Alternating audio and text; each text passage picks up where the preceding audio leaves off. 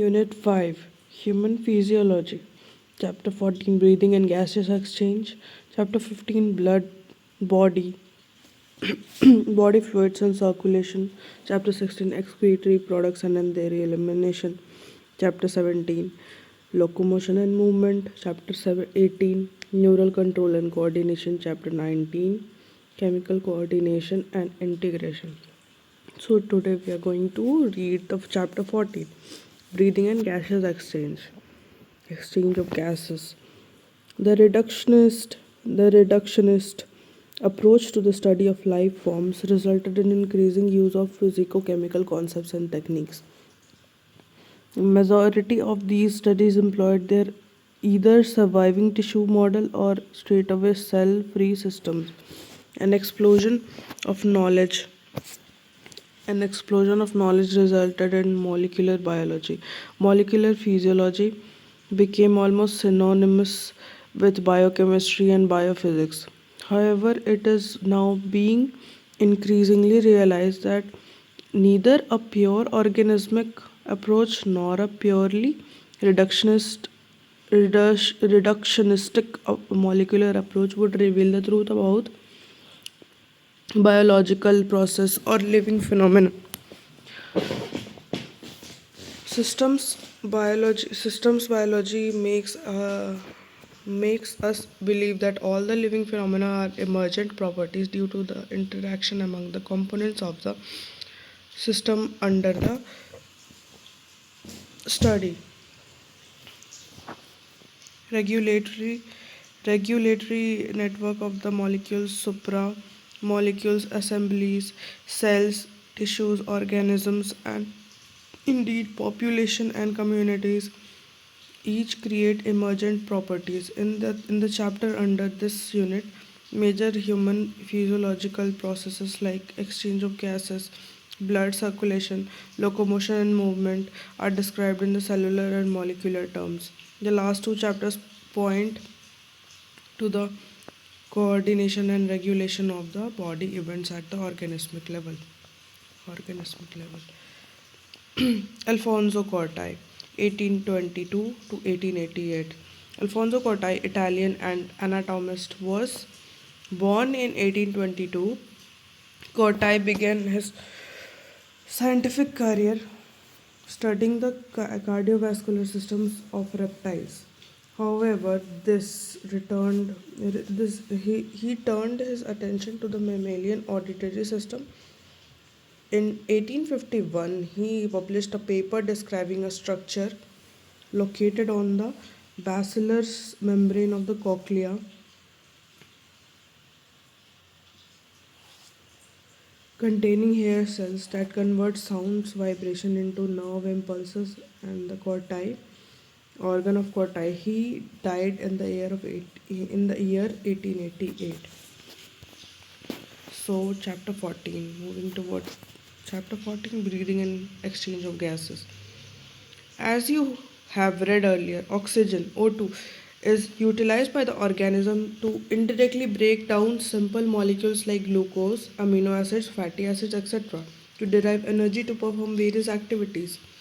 Carbon dioxide, which is harmful, is also released during the above catabolic reactions. It is therefore evident that only O2 has to be continuously provided to the cells and CO2 produced by the cells have to be released out. This process of exchange of oxygen from atmosphere with carbon dioxide produced by the cells is called breathing, commonly called respiration. Place your hands on your chest. You can feel the chest moving up and down, and you know that it is due to the breathing. How do we breathe? Your respiratory organs and the mechanism of the breathing are described in the following sections of this chapter. Respiratory organs. Mechanism of breathing vary among different groups of animals depending mainly on their habitats and level of organization. Lower invertebrates like sponges, coelacanths, and flatworms, etc., exchange oxygen with carbon dioxide by a simple diffusion over their entire body surface. Earthworms use their moist cuticle, and insects have a network of tubes, tracheal tubes, to transport atmospheric air within the body. Special vascularized structure called branchial respiration are used by most of the aquatic arthropods and mollusks, whereas vascularized bags called lungs, pulmonary respiration are used by the terrestrial forms for the exchange of gases. Among the vertebrates, fishes use gills, whereas amphibians, reptiles, birds, and mammals respire through lungs. Amphibians like frogs can respire through their moist skin, cutaneous respiration also. Among vertebrates, fishes use gills, whereas amphibians, reptiles, birds, and mammals respire through lungs. Amphibians like amphibians like frogs can respire through their moist skin, cutaneous respiration. Human respiratory system. We have a pair of external nostrils opening out of the upper lip. It leads to the nasal chamber through the nasal passage. The nasal chamber opens into the pharynx, a portion of which it is common passage for the food and air. Pharynx open into the larynx region into the trachea. Larynx is a cartilaginous box which helps in the sound production and hence called sound box. During swallowing, glottis can be covered by a thin elastic cartilaginous flap called epiglottis to prevent the entry of the food into the larynx. Trachea is a straight tube extending upon the mid thoracic cavity, which divides at the level of fifth thoracic vertebra into the right and the left primary bronchi. Each bronchi undergoes repeated divisions to form the secondary and the tertiary bronchi and the bronchioles, ending up in very thin terminal bronchioles. The trachea, pulmonary, primary, secondary, and tertiary bronchi and initial bronchioles are supposed to have are supported by incomplete cartilaginous ring. Each terminal bronchiole gives rise to a number of very thin, irregular walled and vascularized bag-like structure called alveoli. The trachea, the tracheae, primary, secondary, and tertiary bronchi and initial bronchioles are supported by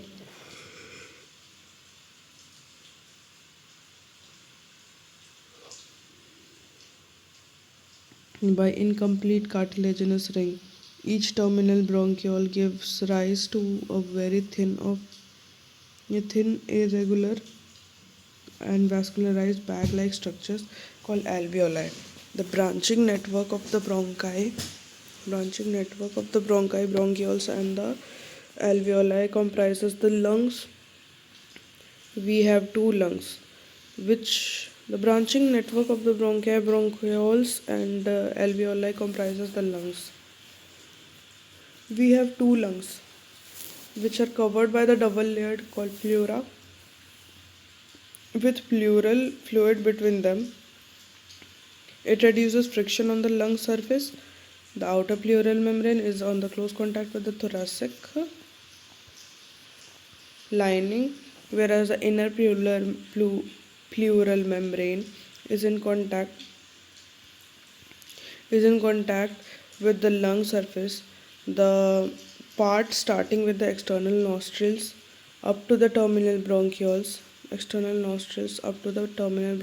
constitute the conducting part, whereas the alveoli and their ducts form the respiratory or exchange part of the part starting from the external nostrils up to the terminal bronchioles constitute the conducting part, whereas the alveoli and their ducts form the respiratory or exchange part of the respiratory system. The conducting part, therefore, transports the atmospheric air to the alveoli, clears it from the foreign particles, humidifies, and also brings the air to body temperature. Exchange part is the site of the actual diffusion of oxygen and carbon dioxide between the blood and the atmospheric air. The lungs are situated in the thoracic chamber, which is anatomically an airtight chamber. The thoracic chamber is formed dorsally by the vertebral column, ventrally by the sternum, laterally by the ribs, and on the lower side by the dome shaped diaphragm. The lungs are situated in the thoracic chamber, which is anatomically an airtight chamber. The thoracic chamber is formed dorsally by the vertebral column, ventrally by the sternum, laterally by the ribs, and on the lower side by the dome-shaped diaphragm. The anatomical setup of the lungs in the thorax is such that any change in the volume of the thoracic cavity will be reflected in the lungs. So the thoracic cavity will be reflected in the lung cavity. Such an arrangement is essential for breathing as we cannot directly alter the pulmonary volume.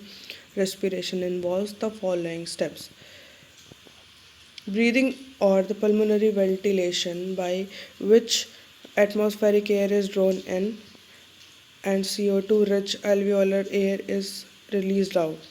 The diffusion of the gas, oxygen, and carbon dioxide across alveolar membrane. Pulmonary ventilation, by which the atmospheric air is drawn in and carbon dioxide rich alveolar air released out. Transport of gases by the blood. Diffusion of the diffusion of oxygen and carbon dioxide between the blood and the tissues. Utilization of the oxygen by the cells for catabolic reactions and resultant release of carbon dioxide. Cellular respiration as dealt in the chapter 12. Mechanism of breathing. Breathing involves two stages: inspiration, during which the atmospheric air is drawn in, and expiration, by which the alveolar air is released out.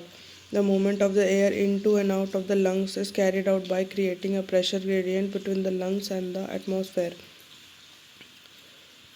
Pressure gradient. Inspiration can occur if the pressure within the lungs, intrapulmonary pressure, is less than the atmospheric air. That is, there is a negative pressure in the lungs with respect to the atmospheric air. Similarly, expiration takes place when the intrapulmonary pressure is higher than the atmospheric pressure. The diaphragm and a specialized set of muscles, external and internal intercostal between the ribs, help in generations of such gradient. The diaphragm and the specialized the diaphragm and the specialized set of muscles, external and internal intercostal muscles between the ribs, help in generation of such gradients. Inspiration is initiated by the contraction of the diaphragm, which increases the volume of the inspiration. Increases the volume of the thoracic chamber in the anterior posterior axis. Anterior posterior axis. The contraction of the contraction of the external intercostal muscles. The contraction of the external intercostal muscles lifts up the ribs and the sternum, causing an increase in the volume of the thoracic chamber. The contraction of the external intercostal muscles lifts up the ribs and the sternum, causing the increase in the volume of the thoracic chamber in the dorsoventral axis. At dorsoventral axis, the contraction of the for the dorsoventral axis, inspiration is initiated by the contraction of the diaphragm. Okay, for the anterior posterior axis, which increases the volume of the thoracic chamber, the contraction of the diaphragm, anterior posterior. But in the dorsoventral axis, for the increase of the thoracic chamber, the contraction of the intercostal muscles, external intercostal muscles, lifts up the ribs and the sternum, causing the increase in the volume of the thoracic chamber and the dorsoventral axis. The overall increase in the thoracic volume causes a similar increase in the pulmonary volume. An increase in the pulmonary volume decreases the pulmonary pressure to less than the atmospheric pressure, which forces the air from outside to move into the lungs that is called inspiration, and relaxation of the diaphragm and the intercostal muscles returns the diaphragm and the sternum to their normal positions and reduce the thoracic volume, thereby the pulmonary volume. This leads to an increase in the intrapulmonary pressure to slightly above the atmospheric pressure, causing the expulsion of the air from the lungs. The pressure this leads to an increase in pressure to slightly above the atmospheric pressure, causing the expulsion of the air from the lungs. That is called expiration. This we have the ability to increase the strength of the inspiration and expiration with the help of the additional muscles in the abdomen. On an average, a healthy human breathes to 12 to 16 times per minute. The volume of the air involved in breathing movements can be estimated by using spirometer, which helps in the clinical assessment of the pulmonary functions. So here is the diagram which I skipped earlier, diagram of the epiglottis, the diagrammatic view of the human respiratory system. Sectional view of the left lung is also known. No, this is the first diagram, 14.1. So 14.1, epiglottis, we can see the epiglottis, then there comes the larynx, then the trachea, then the bronchus, and cut end of the ribs.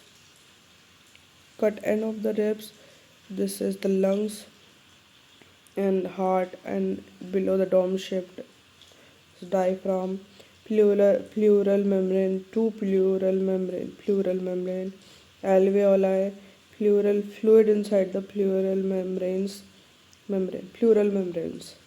fluid, bronchioles, terminal bronchioles. Okay, moving to the next diagrams. This is the mechanism of the breathing showing inspiration and expiration. A is the inspiration. Ribs and sternum raised, rib cage, diaphragm is contracted, the volume of the thorax is increased, and the air enters the lungs. This is inspiration. And uh, the second diagram, ribs and sternum return to the original position. Okay, diaphragm relaxed and arched upwards. So volume of the thorax decreased. The air is expelled from the lungs. Now comes where was I? Where here respiratory volumes and capacities. Tidal volume, TV. The volume of the air inspired or expired during the normal respiration is approx 500 milliliter. That is, the healthy man can inspire or expire approximately 6,000 to 8,000 milliliter of air per minute. 1,000 to 8,000 per minute. Inspiratory reserve volume, additional volume of air a person can inspire by the forcible inspiration. This averages 2,500 milliliter to 3,000 milliliter. Expiratory reserve volume, additional volume of air a person can expire by the forcible expiration. This averages 1,000 milliliter to 1,100 milliliter. Residual volume, a volume of air remaining in the lungs even after the forcible expiration. This averages from 1,100 milliliter to 1,200 milliliter. The amounts are really important to learn. Tidal volume is 500 milliliter. Inspiratory reserve volume is to 2,500 milliliter to 3,000 milliliter, and expiratory reserve volume is 100. And the forcible inspiration is 2,500 milliliter to 3,000 milliliter. Expiratory reserve volume is 1,000 to 1,100 milliliter. Residual volume is also, the volume is 1,100 milliliter to 1,200 milliliter. By adding up a few respiratory volumes added described above can be the pulmonary capacities, the capacities which can be used in the clinical diagnosis. Inspiratory capacity, the total volume of a person can inspire after a normal expiration. This includes the tidal volume and the inspiratory reserve volume. Tidal volume plus inspiratory reserve volume. Inspiratory capacity, the total volume of the air a person can inspire after a normal expiration. This is includes the tidal volume plus inspiratory reserve volume. Expiratory total volume of the air can expire after the normal inspiration. This includes the tidal volume plus expiratory reserve volume. Expiratory capacity, functional residual capacity, volume of the air that will remain in the lungs after the normal expiration. That is the expiratory reserve volume plus residual volume. Expiratory reserve volume, and expiratory reserve volume plus reserve volume. The vital capacity, the maximum volume of the air a person can breathe after the forced expiration. Forced expiration, expiratory reserve volume. This includes breathe, forced expiration. Okay, forced expiration. That is maximum amount is expiratory reserve volume plus tidal volume plus inspiratory reserve volume, or the maximum volume of the air person can breathe out after the forced inspiration. The same thing, breathe out after the forced inspiration. Inspiratory reserve volume, tidal volume, and expiratory reserve volume. Goes the other way. Total lung capacity, the total lung capacity of the air accommodated into the lung at the end of the forced inspiration. This includes residual volume, expiratory reserve volume, tidal volume, and inspiratory reserve volume or capacity, vital capacity plus residual volume. Total lung air can accommodate at the end of the forced inspiration. Reserve volume, expiratory reserve volume, tidal volume, and inspiratory reserve volume plus, or vital capacity, the maximum volume of air a person can breathe. Okay, vital capacity plus reserve volume, residual volume.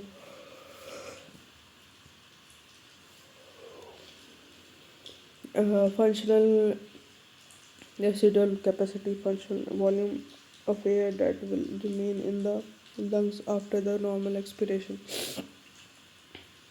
A volume of air that will remain in the lungs after the normal expiration. Okay, normal expiration. This includes expiratory reserve volume plus reserve volume. The functional volume of the air that will remain by the functional residual volume. So, what is the total lung capacity in the form of functional reserve volume? Functional reserve volume is the residual volume plus external reserve volume plus reserve volume, residual volume plus uh, residual volume, reserve volume. Residual volume plus expiratory reserve volume is the functional capacity, and plus TV plus inspiratory reserve volume.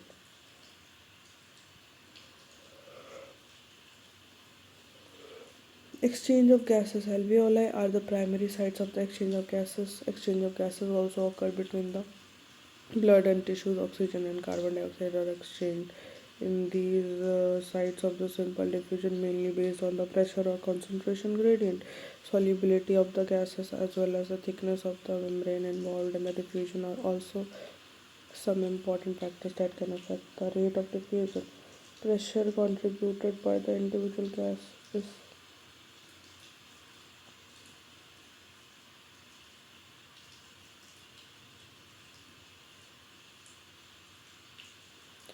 alveoli by the pressure.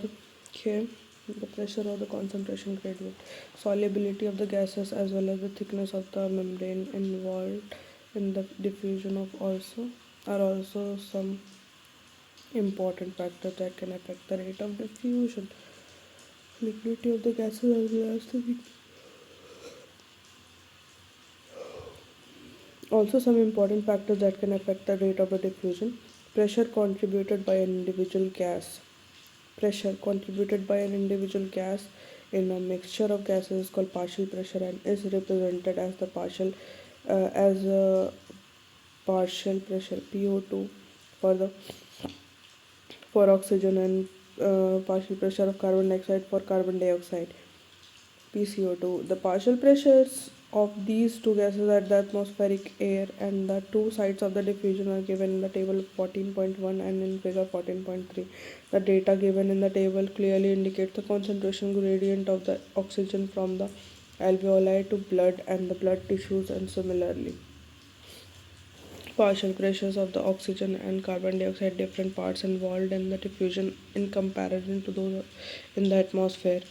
Respiratory gases, atmospheric air, alveoli, blood, deoxygenated blood, oxygenated tissue, oxygen, carbon dioxide, 159 atmospheric air of oxygen, atmospheric air, the pressure, partial pressures in millimeter Hg Hg of oxygen and carbon dioxide at different parts involved in the diffusion is in comparison to those in the atmosphere. So oxygen का 159 होता है और carbon dioxide का 0.3 होता है. In the alveoli oxygen का pressure क्या होता है 104. That's why higher moving higher to lower partial pressure. And carbon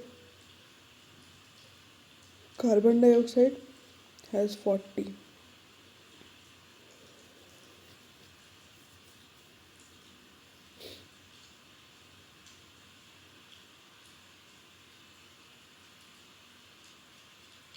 Atmospheric pressure. Deoxygenated blood and oxygenated blood. Deoxygenated blood का 40 होता है ऑक्सीजन और 90 और 45 होता है carbon dioxide. And oxygenated blood का 95 होता है ऑक्सीजन और 40 होता है carbon dioxide.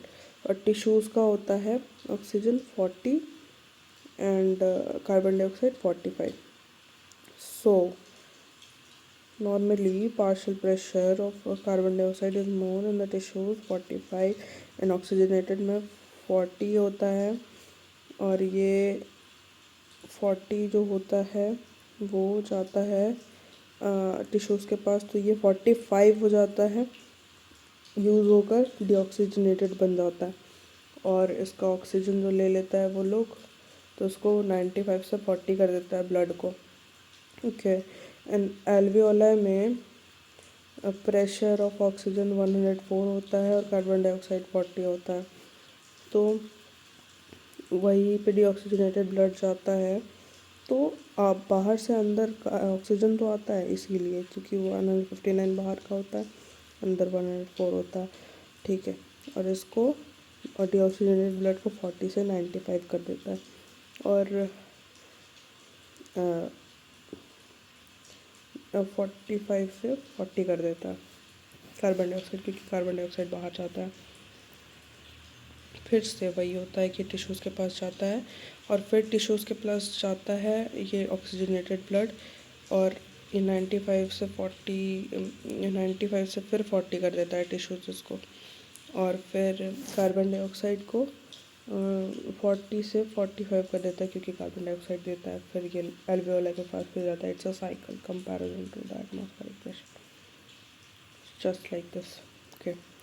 Inspired air, alveolar air, partial pressure of oxygen is 104 and partial pressure of carbon dioxide is 40 millimeter Hg.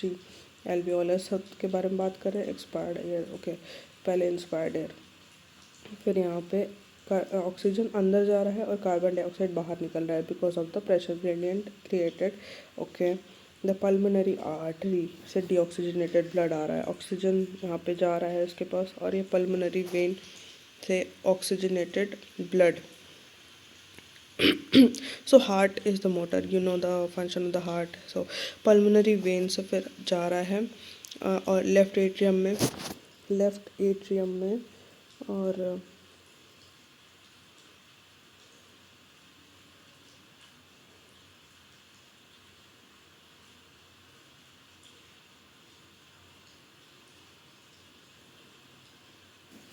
left pulmonary vein, systematic arteries carrying the oxygenated blood.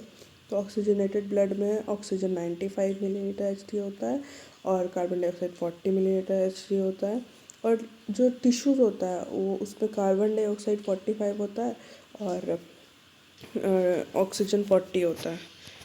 Oxygen 40 होता है, तो यहाँ पे oxygen फिर tissues ले लेता है और 95 से 40 कर देता है मिलीलीटर सी, और कार्बन डाइऑक्साइड को 40 से 45 कर देता है। सिस्टमेटिक वेन्स से फिर जाता है ये राइट एट्रियम के पास, और फिर ये लंग से पल्मोनरी आर्टरी हार्ट से लंग के पास जाता है पल्मोनरी आर्टरी के थ्रू, और फिर वही एक्सचेंज होता है और ये साइकिल होता है। Diagrammatic representation of the exchange of the gases at the alveolus and the body tissues with the blood and transport of oxygen and carbon dioxide. Okay, what was the line? Similarly, what was the last line? The data was given in the table clearly indicates the concentration gradient for the oxygen from the alveoli to blood and blood to tissues. Similarly, a gradient is present for the carbon dioxide in the opposite direction, that is from the tissues to blood and the blood to alveoli.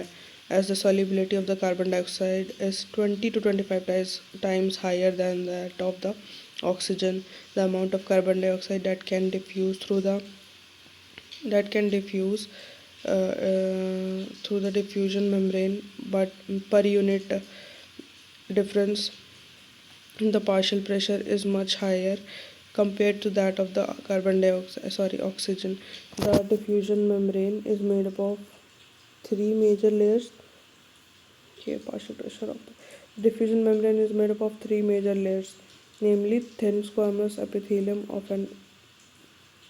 The diffusion membrane is made up of three major layers: thin squamous epithelium of alveoli, the endothelium of the alveolar capillaries, thin squamous epithelium of the alveoli, the endothelium of the alveolar endothelium of the alveolar capillaries, and the basement membrane composed of the thin basement membrane supporting the squamous epithelium, and the basement membrane surrounding the single layer of epithelial cells of the capillaries, single layer of epithelial cells of the capillaries in between them. So, however, its total thickness is much less than a millimeter. Total. Therefore, all the factors in our body are favorable for the diffusion of the oxygen from the alveoli to tissues, and then that of the carbon dioxide from tissues to alveoli. This is a diagram of the section of the alveolus with the pulmonary capillaries. This is the air in our system. In the alveolar cavity we can see the alveolar cavity has the squamous epithelium of alveolar wall, one shelled thick, and then the blood capillary, it has the red blood cells, and the wall of the blood capillaries is endothelium of blood capillary, and the basement substance is between the endothelium of blood capillary and the epithelial squamous epithelial walls of the alveolar walls, that is one celled. Okay. Transport of gases. Blood is a medium of transport for oxygen and carbon dioxide. About 97% of oxygen is transported by RBCs in the blood. The remaining 3% of oxygen is carried by the dissolved state through the plasma. Nearly 20 to 25% of carbon dioxide is transported by RBCs, whereas 70% is carried out by the bicarbonates. About 7% of the carbon dioxide is carried by the dissolved state through plasma. Okay. Transport of oxygen. Hemoglobin is a red colored iron containing pigment present in the RBCs. Oxygen can bind with the hemoglobin in a reversible manner to form oxyhemoglobin. Each hemoglobin molecule can carry a maximum of 4 molecules of oxygen. Each hemoglobin molecule can carry a maximum of 4 molecules of oxygen. Oxyhemoglobin can bind with the hemoglobin in a reversible manner to form the oxyhemoglobin. Binding of the oxygen with the hemoglobin is primarily related to the partial pressure of oxygen, partial pressure of carbon dioxide, hydrogen ions concentration, and the temperature are the other factors which interfere with with this binding. The sigmoid curve is obtained when the percentage, okay, the partial pressure of carbon dioxide, hydrogen ion concentration, and the temperature are the other factors which can interfere with this binding. The sigmoid curve is obtained when the percentage saturation of the hemoglobin with oxygen is plotted against partial pressure of oxygen.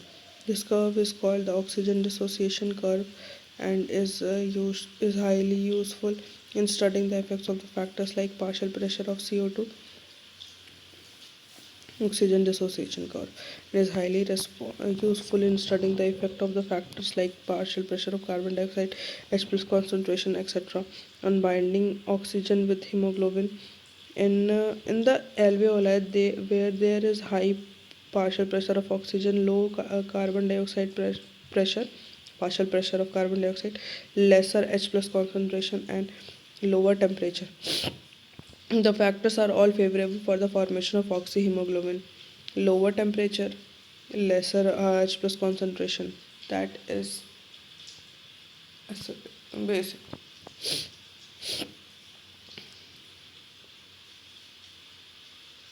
Conditions are favorable for the dissociation. The high concentration, high H plus concentration, and higher temperature exist. The conditions are favorable for the dissociation of the oxygen from the oxyhemoglobin. This clearly indicates that the oxygen O2 gets bound to the hemoglobin in the lungs surface and gets dissociated at the tissues. Every 100 milliliter of oxygenated blood can deliver 5 milliliter of oxygen to the tissues under normal physiological process conditions. Transport of carbon dioxide. Carbon dioxide is carried by the hemoglobin as carbamino hemoglobin about 20 to 25%. This binding is related to the partial pressure of carbon dioxide. The partial pressure of O2 is a major factor that could affect this binding.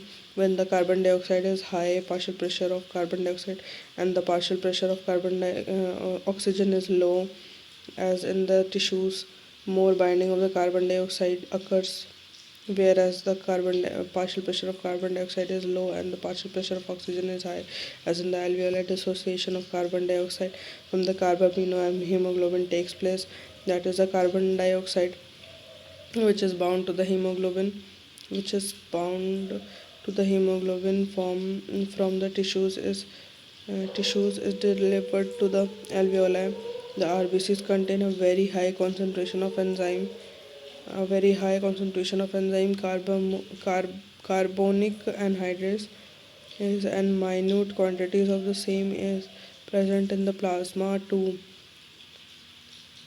And minute quantities is present in the plasma too. This enzyme facilitates the following reaction in both direction: carbon dioxide plus water, carbonic anhydrase, oxygen, H2CO3, and the carbonic anhydrase again, then bicarbonate HCO3 minus plus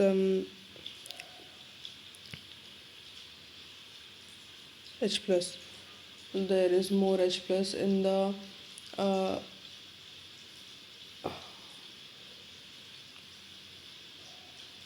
there is more H plus and more temperature in the intestine at the tissue sites where the partial pressure of carbon dioxide is high due to the catabolism.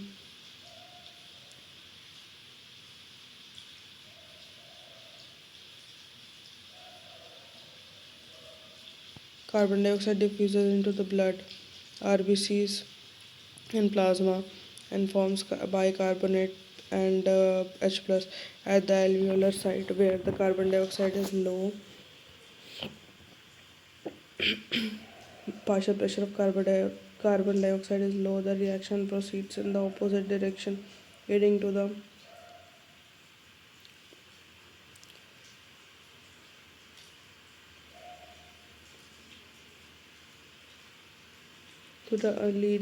leading to the formation of the carbon dioxide and water. Thus, the carbon dioxide trapped as a bicarbonate at the tissue level and transported to the alveoli is released out as the carbon dioxide. It is every 100 milliliter of deoxygenated blood delivers about approximately 4 milliliter to of carbon dioxide to the level. Regulation and respiration. Regulation of respiration.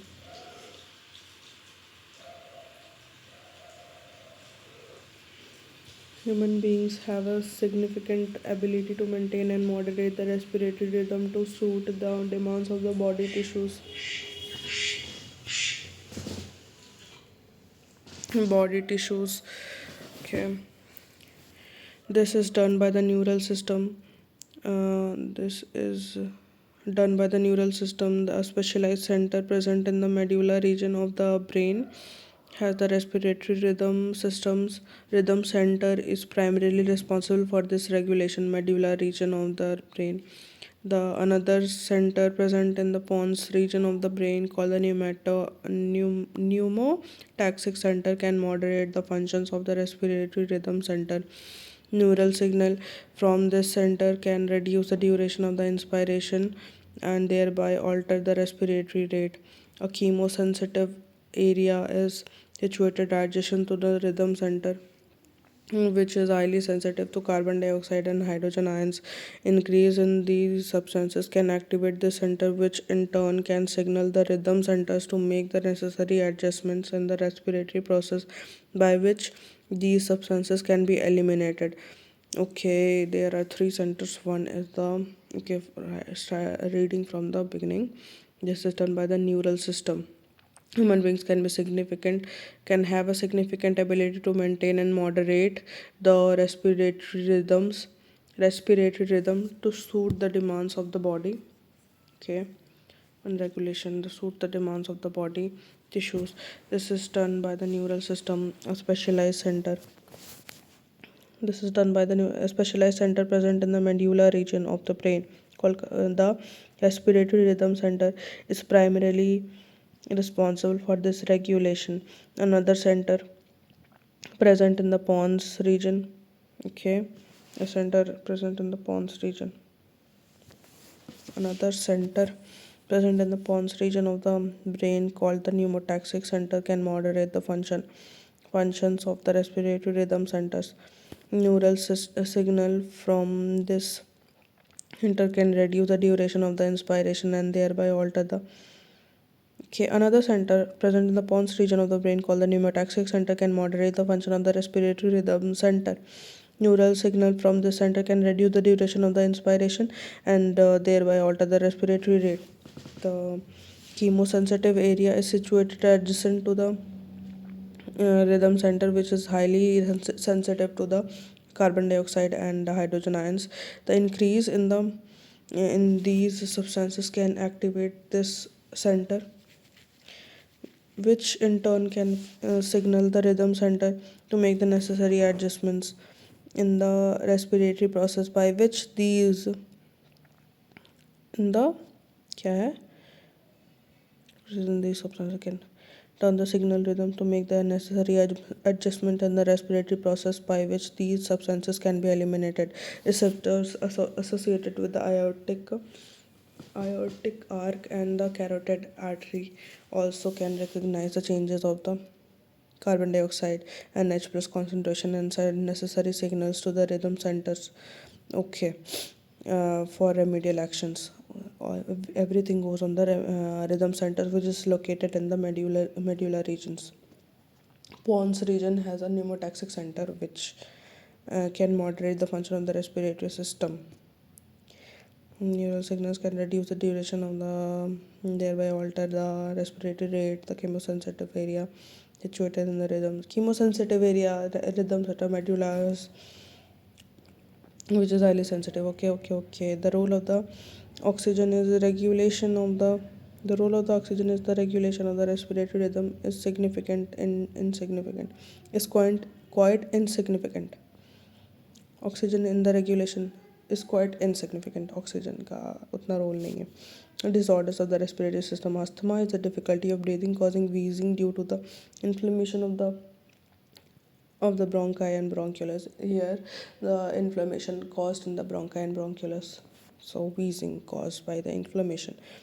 Okay, asthma, emphysema. It is a chronic disorder, chronic, in which the alveolar walls are damaged, due to which the respiratory surface is decrease. One of the major cause of this is caused by cigarette. This is major cause is the cigarette smoking. Emphysema, chronic disorder if the alveolar walls are damaged, due to which respiratory surface is decreased. Smoking cause is smoking. Okay. Occupational respiratory disorder. In certain industries, especially those involving the grinding or the stone breaking, so much dust is produced that the defense mechanism of the body cannot fully cope with the situation. Long exposure can give rise to the inflammation, leading to the fibrosis, proliferation of the fibrous tissue, and thus causing serious lung damage. Workers in such industries should wear protective masks. Industries, occupational respiratory diseases, fibrosis occurs.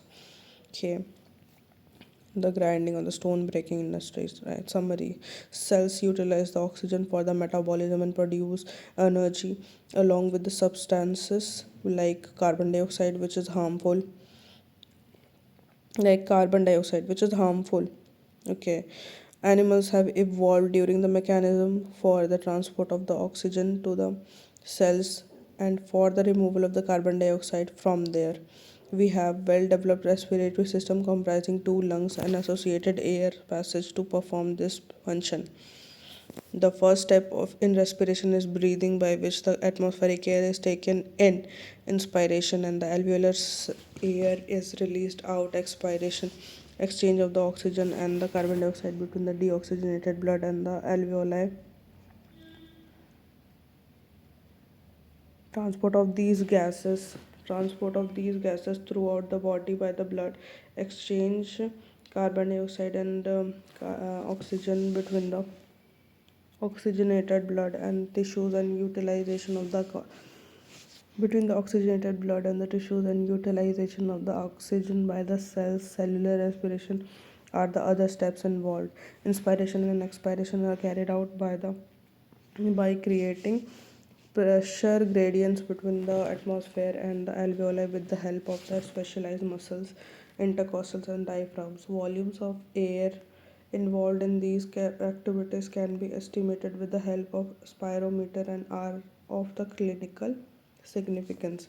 Exchange of oxygen and carbon dioxide at the alveoli and tissue occur by the diffusion. The rate of diffusion is dependent on the partial gradient of the oxygen, partial pressure of oxygen and carbon dioxide. Rate of the diffusion is dependent on the partial gradients. Their solubility as well as partial gradients, their solubility and as well as the thickness of the diffusion surface. These factors in our body facilitate diffusion of the oxygen from the alveoli to the deoxygenated blood, as well as from the oxygenated blood to the tissues. These factors in our body facilitate the diffusion of the oxygen from the alveoli to the deoxygenated blood, as well as the oxygenated blood to the tissues. ठीक है. The factors are favorable for the diffusion of the carbon dioxide in the opposite direction, that is from tissues to alveoli, right. Oxygen is transported mainly as an oxyhemoglobin in the alveoli, where partial pressure of oxygen is higher. Okay, oxygen gets bound in the to the hemoglobin, which is easily dissociated at the tissues where the partial pressure of oxygen is low and the partial pressure of carbon dioxide and H plus concentration are high. Therefore, nearly 70% of carbon dioxide is transported as bicarbonate HCO3 minus, ठीक है, with the help of the enzyme carbonic anhydrase. Okay, with the carbonic anhydrase is the game changer. 20 to 25% of the carbon dioxide is carried out by the hemoglobin as carbaminohemoglobin in the tissues where carbon dioxide partial pressure of carbon dioxide is high. It gets bound to the blood, whereas the it get bounds to the blood, whereas the alveoli where partial pressure of carbon dioxide is low, it get bounds to the blood, whereas the in the alveoli, where the partial pressure of carbon dioxide is low and partial pressure of oxygen is high, it gets removed from the blood.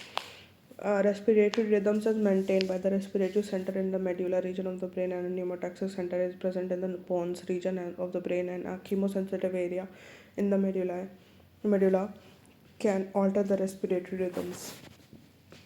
Okay, thank you, and I'll be back with another chapter of this unit. Thank you so much.